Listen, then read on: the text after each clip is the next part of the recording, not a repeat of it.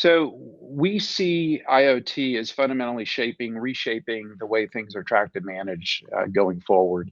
In the past, it was a human to machine interaction. So the human had to say, I checked the calibration of this machine. This was a temperature. This is a vibration point, et cetera, et cetera. Now the machines have a voice and that data goes somewhere. And that data needs to be managed efficiently. Right. So as we look at where Asset Panda fits, we want to be in the tech stack and we want to be the place where all the data, the source of truth, where all the data from IoT or human derived goes in order to embed it into the workflows and the actions of the people that are actually doing their job. Hello, everyone, and welcome to another episode of the IoT For All Podcast, the number one publication and resource for the Internet of Things. I'm your host, Ryan Chacon. If you're watching this on YouTube, we truly appreciate it if you give this video a thumbs up and subscribe to our channel if you have not done so already. If you're listening to us on a podcast directory like Apple Podcasts, please subscribe to get the latest episodes as soon as they are out. All right, on today's episode, we have Rex Kurzius, the CEO and founder of Asset Panda. For those of you who may be unfamiliar with Asset Panda, they are a company that is focused on building a powerful and flexible cloud-based asset managing platform to help the world work smarter, help you find things and track things in a much better and more efficient way. So we talk about the current state of asset management, leading technologies and use cases in the space, the future of IoT when it comes to asset management, new use cases we see kind of coming down the pipe, tech that's going to be helpful in those developments of new use cases. When people talk about asset management and asset tracking, what do they mean? What's the difference? Is there a difference? And then also challenges when it comes to asset management adoption and how to overcome them. So fantastic episode. Rex is a great guest. I think we'll get a lot of value out of this. But before we get into it, any of you out there are looking to enter the fast-growing and profitable IoT market, but don't know where to start? Check out our sponsor, Leverage. Leverage's IoT solutions development platform provides everything you need to create turnkey IoT products that you can white label and resell under your own brand. To learn more, go to iotchangeseverything.com. That's iotchangeseverything.com. And without further ado, please enjoy this episode of the IoT For All Podcast. Welcome, Rex, the IoT For All Podcast. Thanks for being here this week. I appreciate you having me, Ryan. Thank you.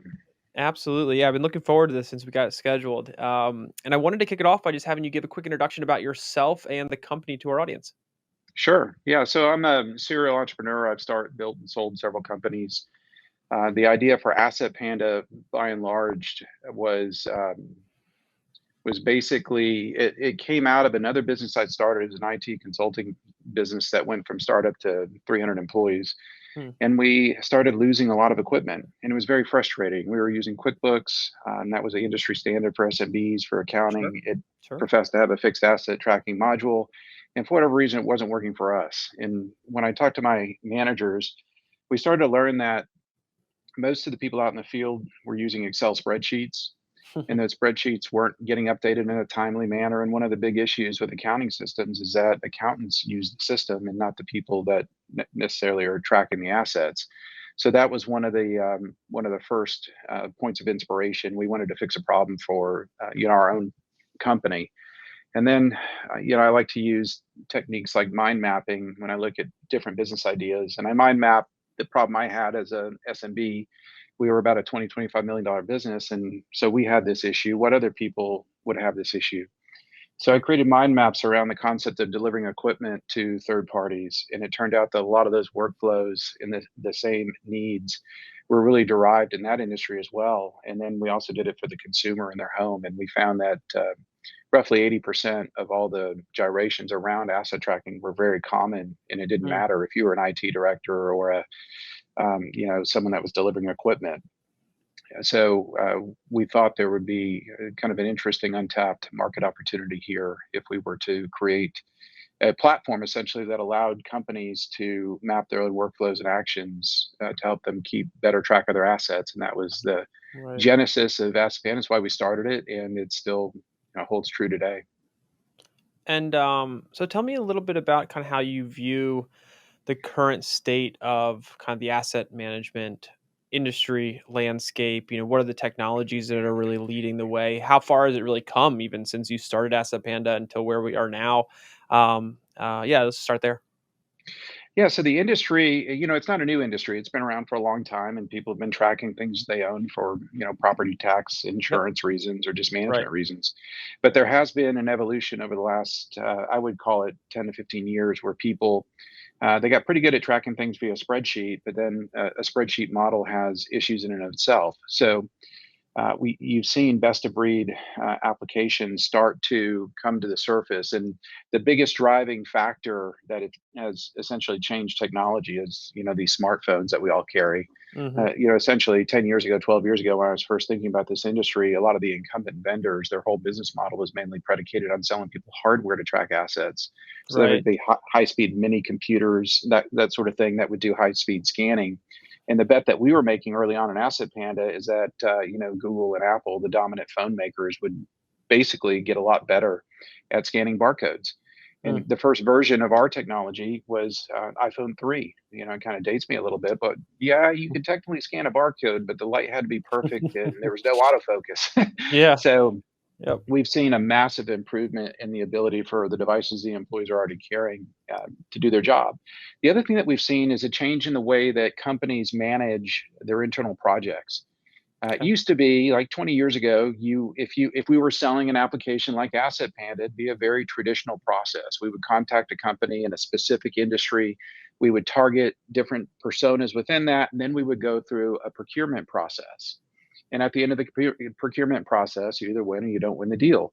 Well, one of the things that we saw was the adoption of technology related to fixing specific problems or projects that mid-level managers had were being moved away from a decentralized procurement process and moving into a just in time, hey, let's fix this problem. What resources are there available that we can maybe buy over the phone, on a credit card, or on the internet that can solve the problem that we have?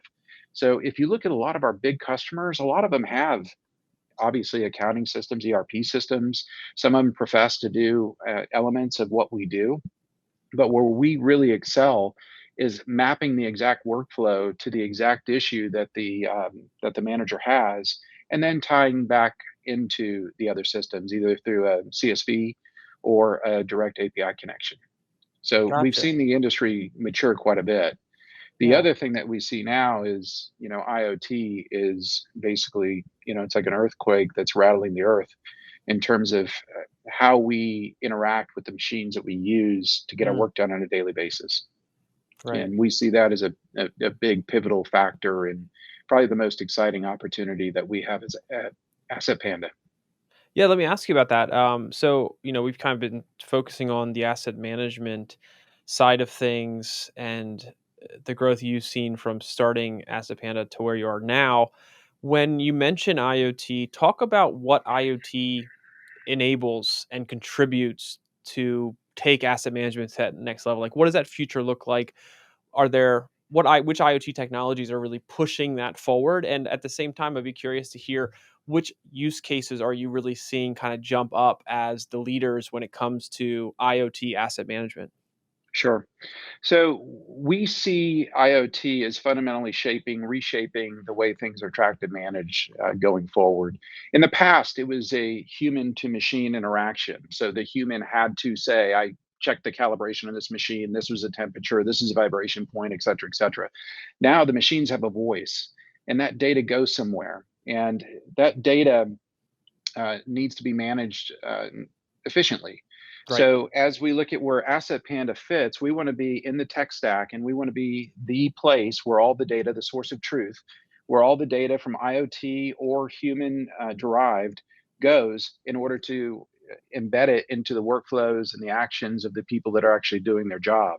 Mm. So we see the basically anything that's created of value within technology has some kind of IoT component to it. Even if it's just as simple as a connection, Wi-Fi connection to the Right. internet. Right. We see the ability to track things moving in a much more granular level. We've talked to oil and gas companies, for example, that say they don't track anything that goes on a rig unless it's $50,000 or more. Wow. That's Yep. that's aggressive. Now you might Sure. have government entities that might have said $1,000, $2,000 in the past, but we think that number is going to get continually driven down, where you can take things that aren't necessarily that expensive, but it won't cost you that much more to track it. And part of it has to do with new technologies and tracking from the actual barcodes that are being put, or the devices that are being put on the pieces of equipment that can generate information, whether it's NFC or directly with a Bluetooth connection. There's a lot of really, really interesting technology there. As a mainstream consumer, I think a lot of people probably see Apple AirTags, and they see the benefit of putting one of those things in your luggage so you can track your own luggage. You don't have to worry about the airline. We see that sort of thing and that technology getting smaller and smaller and more efficient and more energy efficient, so it can provide a longer term signal on a relatively inert object. So we see the opportunity really expanding pretty dramatically as those technologies become perfected.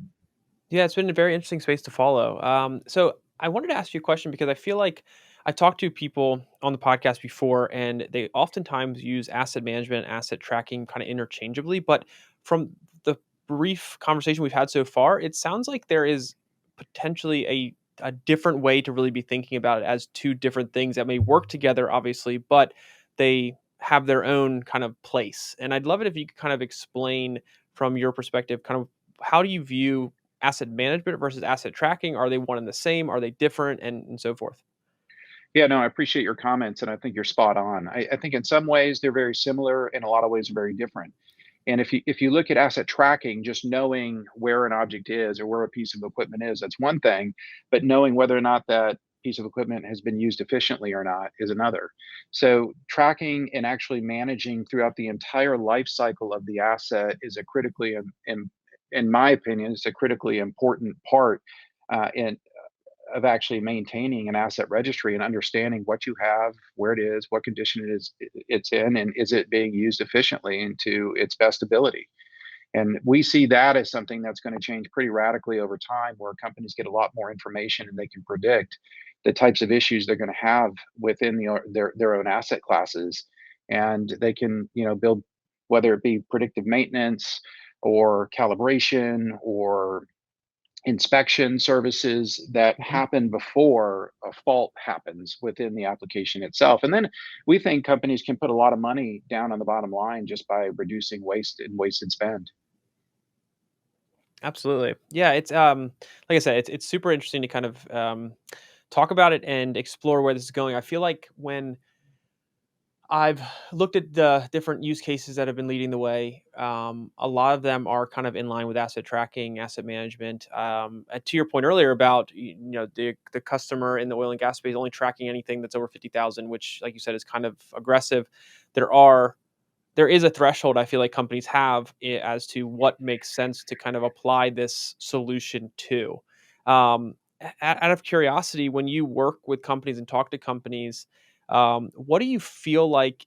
What are they really looking for as from an ROI perspective? And I'm sure it can be many different things, but just generally, is there a common thread with companies coming to you looking to adopt an asset management solution and what they're really looking to get out of it at the end of the day to improve what they're doing? And the reason I'm asking is because I feel like there are a lot of companies that are actively looking for solutions, and then there are a lot of companies that just feel like they need to check the box to say, "Hey, we are um, we're looking into IoT or we're looking into digital transformation, kind of as a technology group." But I'm curious what your experience has been like in those engagements with companies and kind of what the pulse is in those conversations. So it's interesting that you say that, because when we try to pre-screen leads coming in, we want to know what their motivation is. Did the boss Mm. tell you to get a system? Are you on spreadsheets? Did you lose Right, something right, recently? Kind of, right, and it gives right. us a little bit of a roadmap into how to structure a demo that is important and relevant to the people that we're talking to. So it just depends on who you're talking to, what the motivation is. For us, we see that the single, and this sounds a little counterintuitive, but bear with me for a second. Of course. That's the single most important benefit of asset tracking isn't necessarily the loss and the tracking of the assets itself.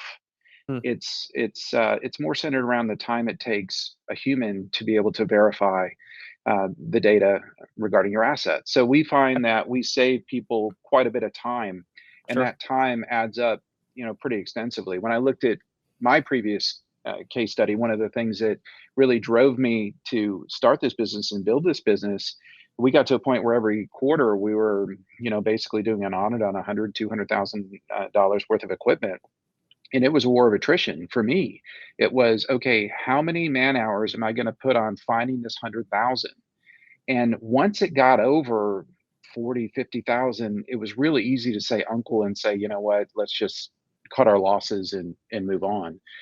So it was more centered around the time. If you look at the average Asset Panda customer, they say it's roughly an 800% ROI and 400 hours a year.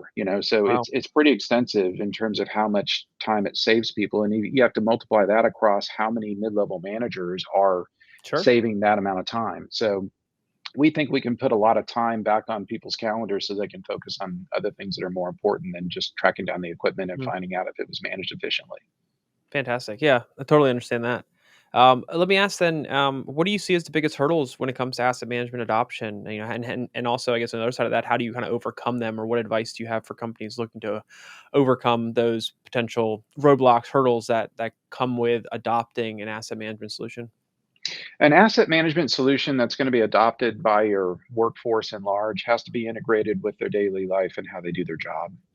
So getting them used to downloading the app, scanning a barcode every time they use a piece of equipment, instead of just picking up the equipment or maybe doing a handwritten register or something in a spreadsheet.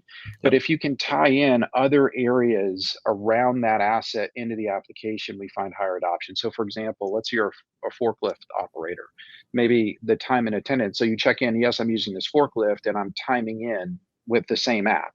And then if I need training on that forklift, well, there's a training module that's also attached to the app. So when it goes to the management of an app or management of an asset, it's much more holistic than it is just tracking that piece of equipment. It's basically any data point that a person using that piece of equipment will need during the duration of usage.